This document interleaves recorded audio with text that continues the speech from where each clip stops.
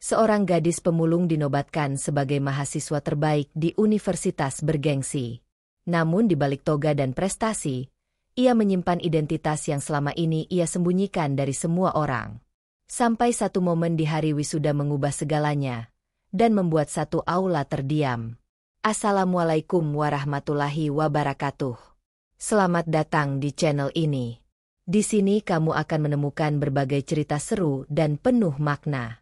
Simak kisahnya dan jangan lupa subscribe. Hari itu, aula megah universitas dipenuhi toga dan senyum bangga. Suara musik wisuda mengalun pelan dari pengeras suara, menciptakan suasana sakral yang membuat setiap langkah terasa berharga. Kamera-kamera dari para orang tua sibuk membidik wajah anak-anak mereka, merekam momen sekali seumur hidup. Di barisan depan, para dosen duduk dengan jas toga lengkap, sementara di sisi kanan aula, para orang tua tampak rapi dengan pakaian terbaik mereka, batik, jas, dan senyum lega yang tak bisa disembunyikan. Lampu-lampu besar menggantung di langit-langit, menerangi barisan kursi yang tersusun simetris. Aroma bunga segar dari panggung utama menyebar ke seluruh ruangan.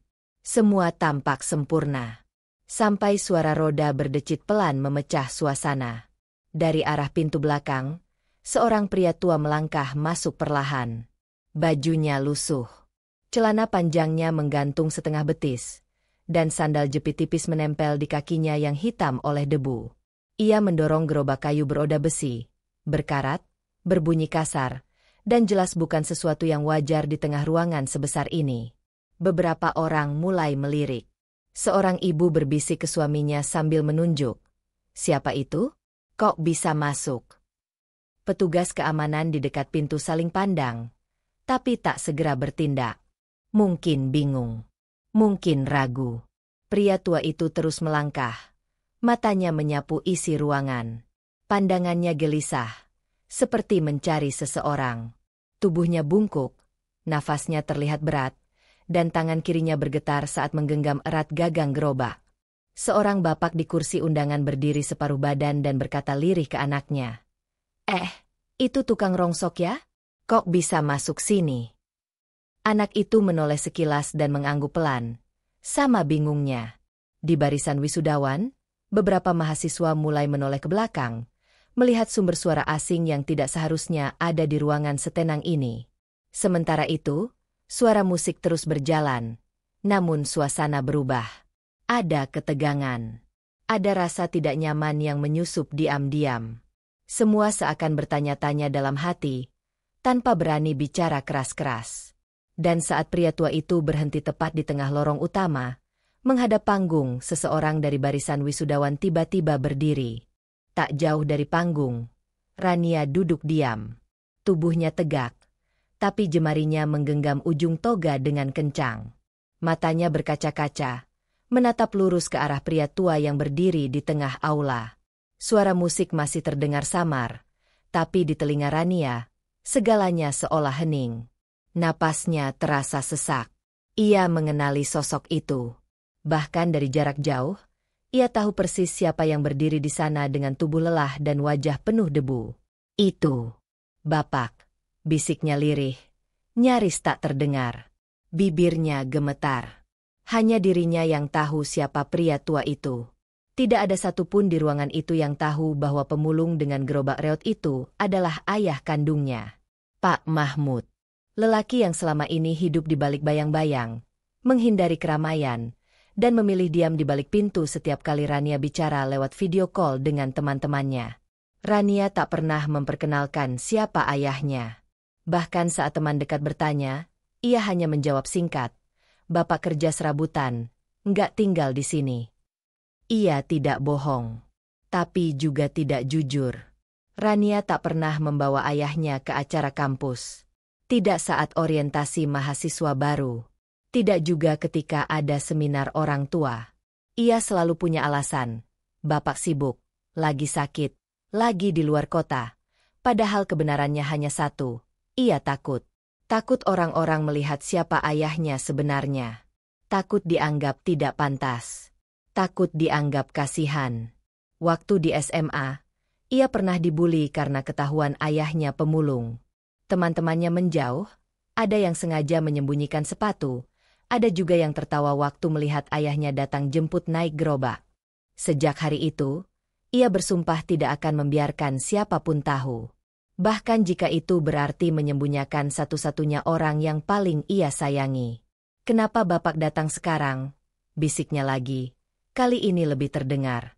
Suaranya pelan tapi penuh rasa cemas. Bahunya naik turun, menahan tangis yang makin sulit dikendalikan. Tapi di saat seluruh ruangan mulai memperhatikan sosok Pak Mahmud, satu hal menggetarkan Rania dari dalam. Ayahnya datang tanpa malu, berdiri tegak, dan menatap ke arahnya dengan mata berkaca-kaca. Tatapan yang tak pernah berubah sejak ia kecil.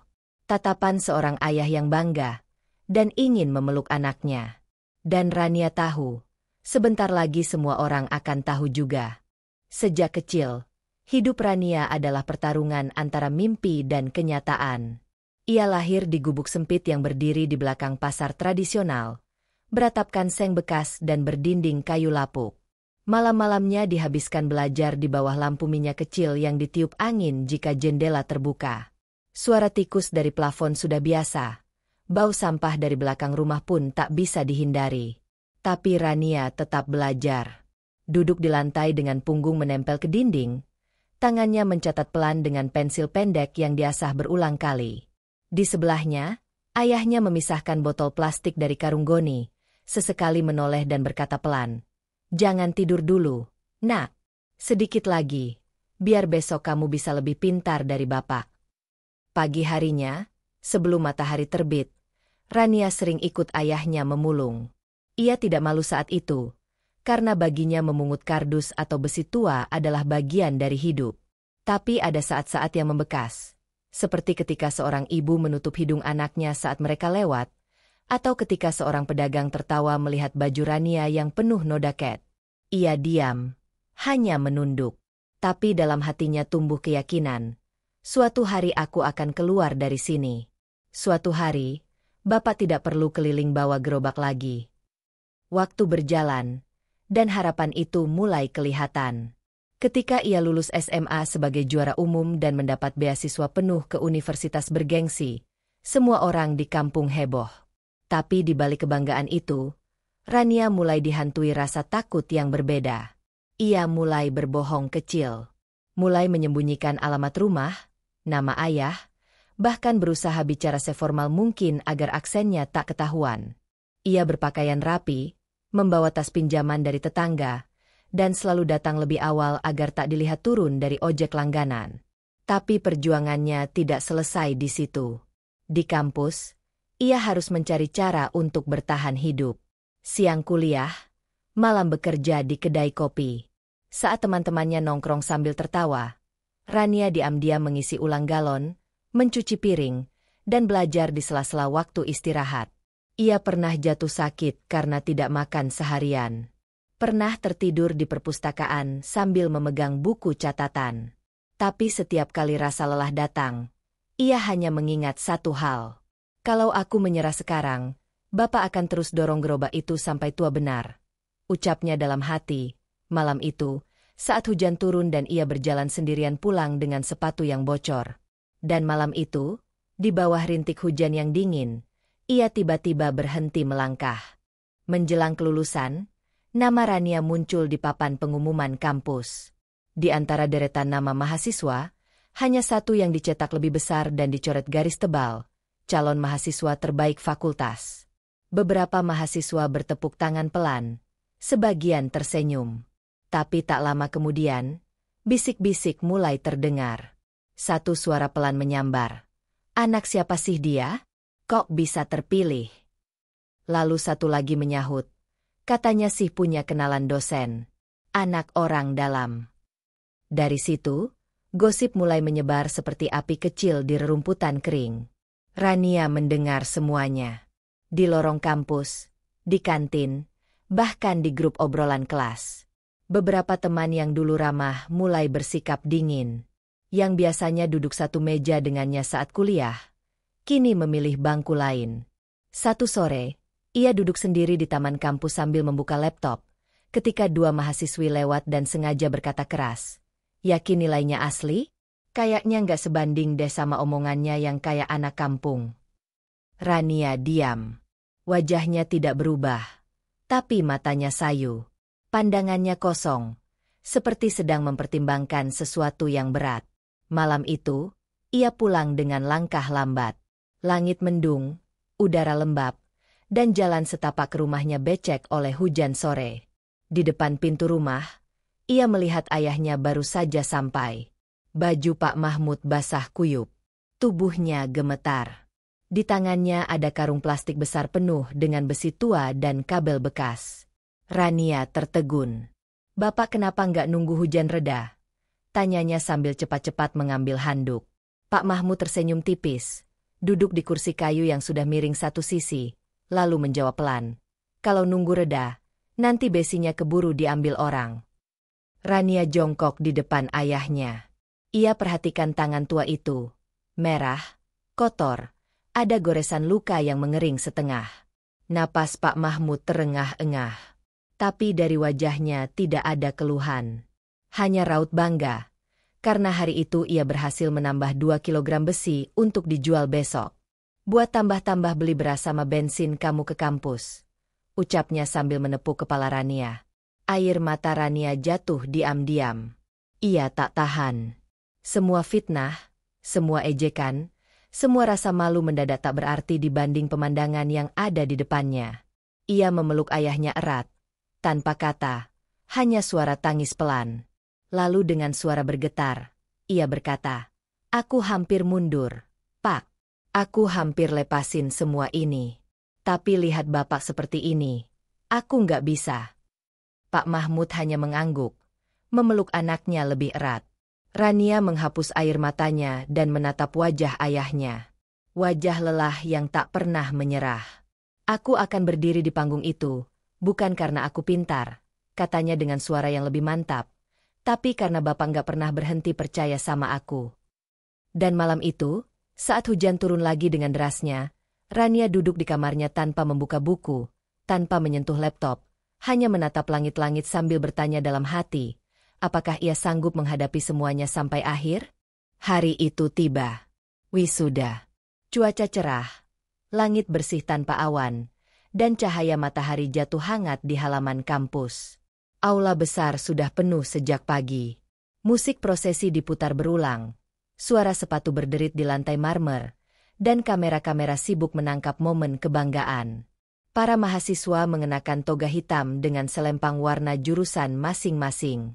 Mereka tertawa, saling berfoto bersama orang tua, dan menyimpan momen yang telah mereka kejar selama bertahun-tahun. Di dekat pintu masuk, beberapa orang tua terlihat membawa bunga, boneka, dan kue kecil. Senyum lebar menghiasi setiap sudut ruangan. Tapi di antara semua itu, Rania berdiri sendiri. Ia mengenakan toga yang dipinjam dari temannya. Selempangnya sedikit kebesaran, tapi wajahnya tetap tenang. Di dalam, dadanya berdebar keras. Ia mencoba tersenyum saat seorang panitia wisuda memanggilnya, tapi sorot matanya kosong. "Kamu sendirian?" tanya seorang ibu peserta wisuda yang duduk tak jauh. Rania mengangguk pelan, lalu menjawab, "Iya, orang tua saya nggak bisa datang." Ia berbohong. Tapi suaranya tetap lembut. Tak ada getaran. Hanya sedikit menunduk sambil menatap lantai. Saat tiba giliran namanya disebut sebagai mahasiswa terbaik, Rania berjalan ke podium dengan langkah pelan tapi mantap. Suara pembawa acara terdengar jelas. Mahasiswa terbaik Fakultas Sosial, Rania Mahardika. Tepuk tangan terdengar dari berbagai penjuru. Ia menatap panggung. Jaraknya hanya beberapa langkah. Tapi setiap langkah terasa panjang. Saat berdiri di sana, menerima selempang dan penghargaan, air matanya hampir jatuh. Ia tidak menangis karena bangga, tapi karena sepi. Ia berdiri sendiri di momen paling berharga dalam hidupnya. Sampai matanya melihat satu hal yang tak pernah ia duga. Dari arah belakang aula, seorang pria tua berjalan pelan. Bajunya sederhana, kemeja putih yang sudah kekuningan, dan celana panjang hitam dengan garis pinggir yang dijahit ulang. Wajahnya kaku, tapi matanya penuh cahaya. Di belakangnya, Sebuah gerobak kayu berdiri diam, roda-rodanya masih basah oleh embun pagi. Aula yang semula riuh jadi sunyi. Satu persatu orang menoleh. Beberapa mulai berbisik. Itu siapa? Pemulung ya? Tapi Pak Mahmud tetap berjalan. Kepalanya menunduk sedikit. Mulutnya bergerak pelan seperti mengucap doa. Tangannya gemetar menahan emosi. Tapi langkahnya tidak berhenti. Rania terpaku di podium. Bibirnya terbuka. Matanya membesar. Dan satu tangannya menutupi mulut. Ia tahu siapa pria itu. Ia tahu gerobak itu. Dan ia tahu betul baju yang dikenakan ayahnya. Karena ia sendiri yang menjahitkan di malam-malam sepi beberapa bulan lalu. Rania turun dari panggung tanpa aba-aba. Panitia kebingungan. Tapi tak ada yang menahan. Ia berjalan cepat, lalu berlari kecil, hingga tubuhnya tiba-tiba memeluk pria tua itu erat-erat. "Bapak datang," katanya dengan suara bergetar, penuh isak. Tangisnya pecah di dada Pak Mahmud. Seluruh ruangan diam, tapi lalu satu persatu orang berdiri. Dosen, mahasiswa, orang tua, semuanya berdiri dan bertepuk tangan. Tidak ada yang bersorak, tidak ada yang memotret, hanya tepuk tangan panjang yang menggetarkan aula. Rektor yang sedari tadi duduk terdiam ikut berdiri dan menyeka matanya. Hari itu, mereka semua menyaksikan bukan sekadar wisuda, tapi sesuatu yang jauh lebih besar daripada sekadar nilai dan gelar. Dan Rania, masih dalam pelukan ayahnya, akhirnya membuka suara. Setelah hari itu, kisah Rania dan Pak Mahmud menyebar kemana-mana. Video saat Rania turun dari panggung dan memeluk ayahnya di tengah aula tersebar cepat. Tak butuh waktu lama, media mulai memberitakan. Judul-judul di internet muncul dengan kalimat yang hampir seragam. Mahasiswa terbaik anak seorang pemulung. Wartawan datang ke rumah mereka. Telepon masuk setiap hari. Rania diundang ke acara televisi, diinterview oleh radio nasional, bahkan dijadikan pembicara utama dalam forum pendidikan. Di salah satu acara TV swasta, Rania duduk berdampingan dengan ayahnya di atas sofa biru. Lampu studio terang, dan kru sibuk mondar-mandir di belakang kamera. Presenter memulai dengan kalimat hangat, "Apa perasaan Rania saat pertama kali lihat ayah datang ke wisuda?" Rania tersenyum. Matanya berkaca-kaca. Ia menoleh ke arah Pak Mahmud, lalu menjawab pelan. "Rasanya seperti, semua perjuangan kami nggak sia-sia. Saya merasa dunia akhirnya lihat siapa ayah saya sebenarnya." Pak Mahmud hanya tertunduk. Tangannya menggenggam lutut. Sesekali menoleh ke arah penonton lalu kembali melihat lantai. Ketika ditanya oleh pembawa acara bagaimana perasaannya, ia menjawab lirih, "Saya ini nggak bisa banyak ngomong. Tapi waktu Rania peluk saya hari itu, saya kayak lupa saya ini pemulung. Saya cuma ngerasa saya ayah yang berhasil." Suaranya pelan, tapi penonton di studio terdiam. Beberapa orang menangis. Setelah tayangan itu viral, Rania mulai menerima banyak undangan dari kampus-kampus lain. Ia diundang untuk berbicara tentang pendidikan dan ketahanan mental. Tapi Rania selalu memulai dengan kalimat yang sama.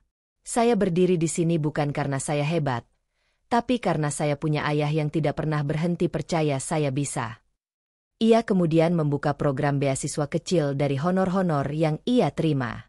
Ia kumpulkan dananya perlahan, beri nama program itu Beasiswa Gerobak, untuk anak-anak kurang mampu, agar tidak perlu lagi menyembunyikan siapa orang tua mereka. Bagi Rania, bukan panggung yang paling membanggakan. Bukan juga gelar atau sorotan kamera. Kebanggaannya adalah ketika akhirnya ia bisa berdiri di depan ratusan orang dan berkata lantang tanpa ragu, "Saya anak seorang pemulung." Kalimat itu, dulu yang ia sembunyikan mati-matian, kini justru menjadi bagian yang paling ia jaga. Dan setiap kali ia mengucapkannya, wajah Pak Mahmud yang duduk di kursi penonton, tersenyum tanpa suara, adalah pemandangan yang tak bisa dibayar apapun. Sementara itu, di lingkungan rumah mereka, Pak Mahmud tak pernah berubah banyak. Ia tetap bangun pagi, tetap menyapu halaman kecil di depan rumah, tetap memakai topi bututnya saat keluar. Tapi ada satu hal yang berbeda. Gerobaknya. Ia tidak lagi memakainya untuk mengangkut sampah. Kini gerobak itu terparkir di depan rumah, dicat ulang oleh warga sekitar, dan dipenuhi bunga serta foto-foto kenangan bersama Rania. Orang-orang yang lewat selalu berhenti, lalu berkata, "Ini gerobak yang pernah masuk TV ya?" Dan Pak Mahmud hanya mengangguk, tersenyum pelan, lalu berjalan masuk ke dalam rumah sambil memeluk foto wisuda anaknya di dada. Tapi malam itu, saat ia duduk sendirian di bangku kayu halaman rumah, seseorang datang membawa surat undangan resmi. Kisah ini mengajarkan bahwa cinta, kerja keras, dan doa orang tua bisa mengalahkan segala rintangan. Semoga cerita ini menginspirasi dan menguatkan hati kita semua. Wassalamualaikum warahmatullahi wabarakatuh. Jangan lupa like, komen, subscribe, dan share agar semakin banyak yang merasakan semangat dari perjuangan Rania.